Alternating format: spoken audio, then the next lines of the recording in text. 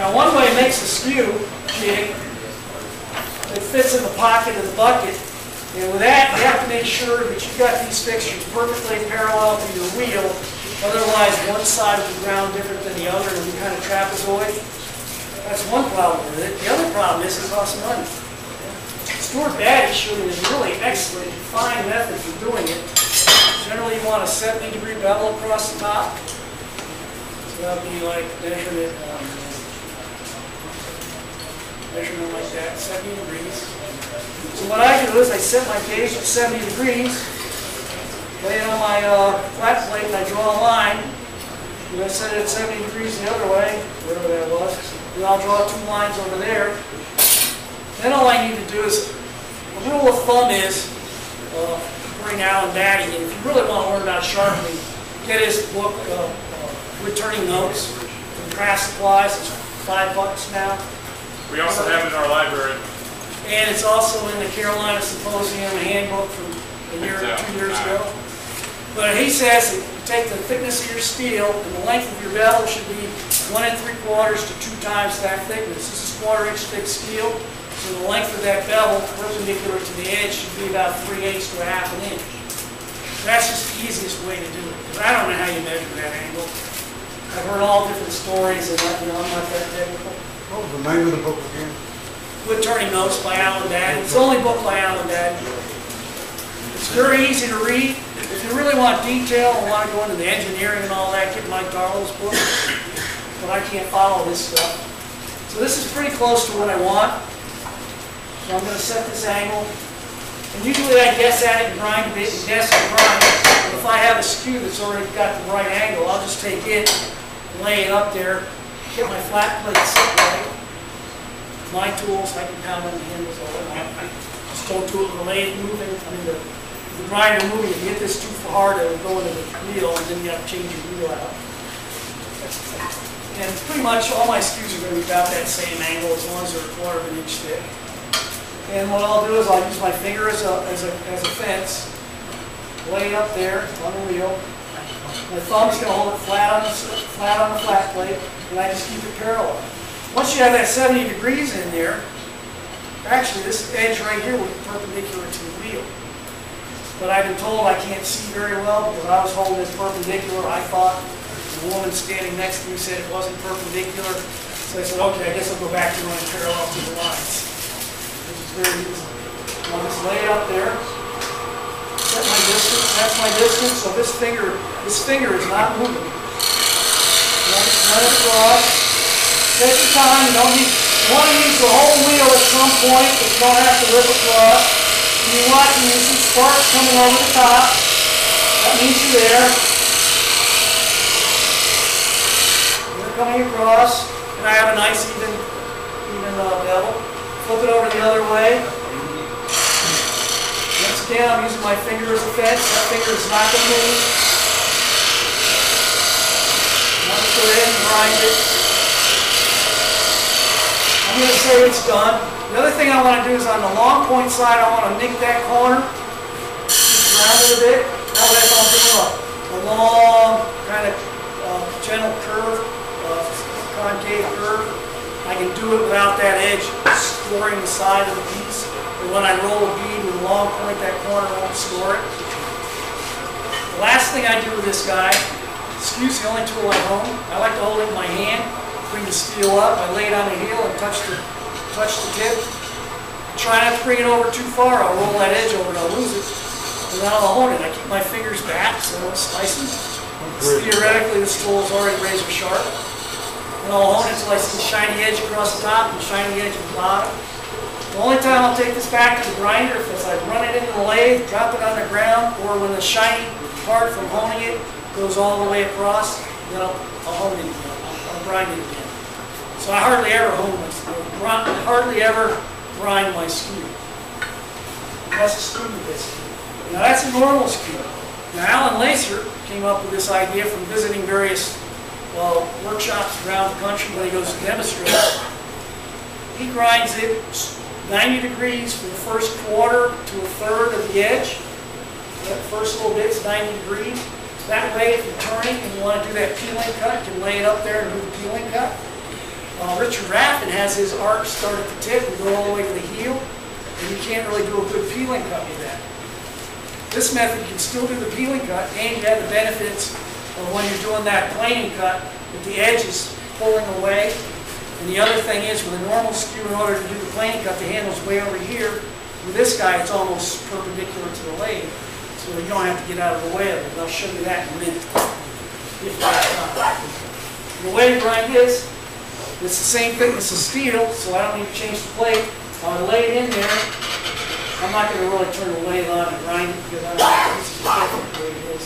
But I grind it straight across, and then once I have that 90 degrees there, then I'll just arc it. You just rock it back and forth like that, cutting the arc. Flip it over, grind it flat, and then my thumb is just going to pivot off my thumb. And after a little practice, it gets real easy. First few times you do it, it's not so easy. So that would be the skew. And it's pretty similar how I make my 3/8 inch skew. I do the same idea, it's just a different angle. It's my favorite tool, I would. And on the other side, I have a box cutting tool, which we'll get to in a minute. Two cutting tools.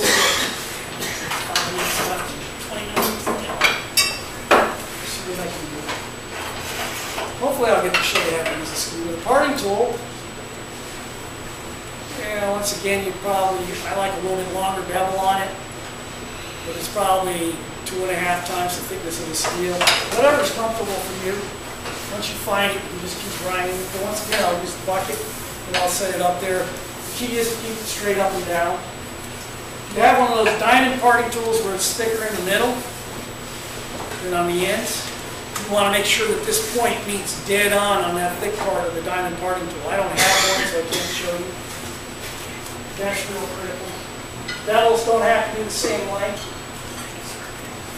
The scrapers, I like anywhere from 70 to about 85 degree bevel on them. I think most of mine are about 70 degrees. I know that some of them are approaching 65.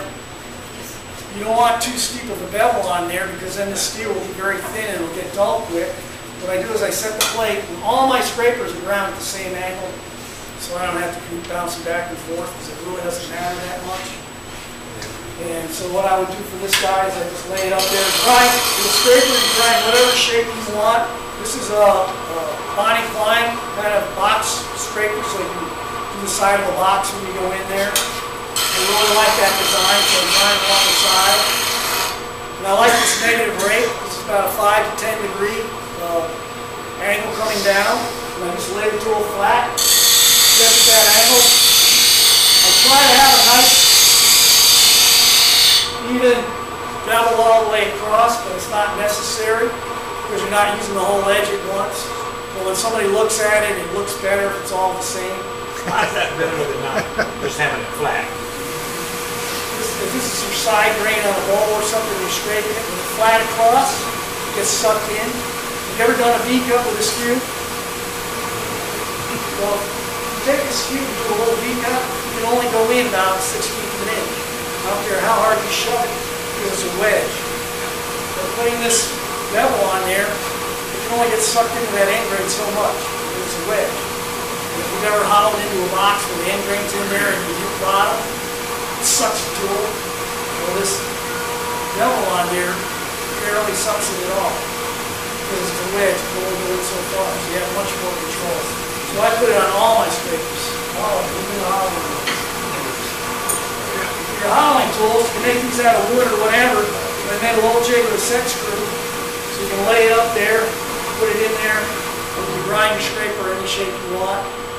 And like I said, this is an old scraper blade, it doesn't have a negative rate. My newer ones all have a negative rate. This is a hollowing tool, Dale Nish hollowing tool. I put a negative rake on it, it didn't come with one. And I would just grind it however I want. When I grind these hollowing tools, I've taken and I've glued, I've double stick taped a piece of plywood on there to give it wings so that I can bring that tool around here and have support. I've also tried adapting that Veritas jig. It'll do the same thing, it'll wrap around the wheel. Oh, I don't want my students to use it because you have one point to loosen here, one point to loosen here, and then this one, and that's just, I can't trust them to make sure they're all locked in or it's going to go into the wheel and cause them problems. So only I'm allowed to use this one. But I found that little piece of ply, this guy works just as good as this, and this is real simple. You said you put that on double stick tape? Yep. Mine wouldn't stick, it wouldn't stay. Single stick. Maybe you have bad double stick tape, or you didn't clean the surface enough. It's still stuck on there. And, you know, that's what else we need to do. Scrapers can be ground to any shape you want. These are all different scrapers. This is a brand new one. I haven't put a negative rake on it yet.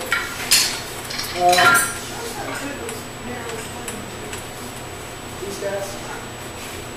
Okay. Generally what I do with these guys, there's two ways to do it. If you lay this plate flat, below center, it's dangerous. If I lay that perfectly flat, and slightly below center of the wheel, it's kind of dangerous. You don't want to grind it down. You drag it flat across that way, or you can just turn it upside down and just let it grind the arc of the wheel. It's not going to matter. The only part that matters is right that curve little tip. And if I need to sharpen this guy, which I probably do, I wouldn't even bother with this edge. I'll just stick it up there. And I can either adjust the plate or I'll just go ahead and grind it. And what I've done is I want this ground at an angle because I use this to undercut when I do my bottoms. I have another one that I've ground straight across. If I was grounding it straight across, I want it perpendicular. And on this one, I sometimes hone it just at the same time.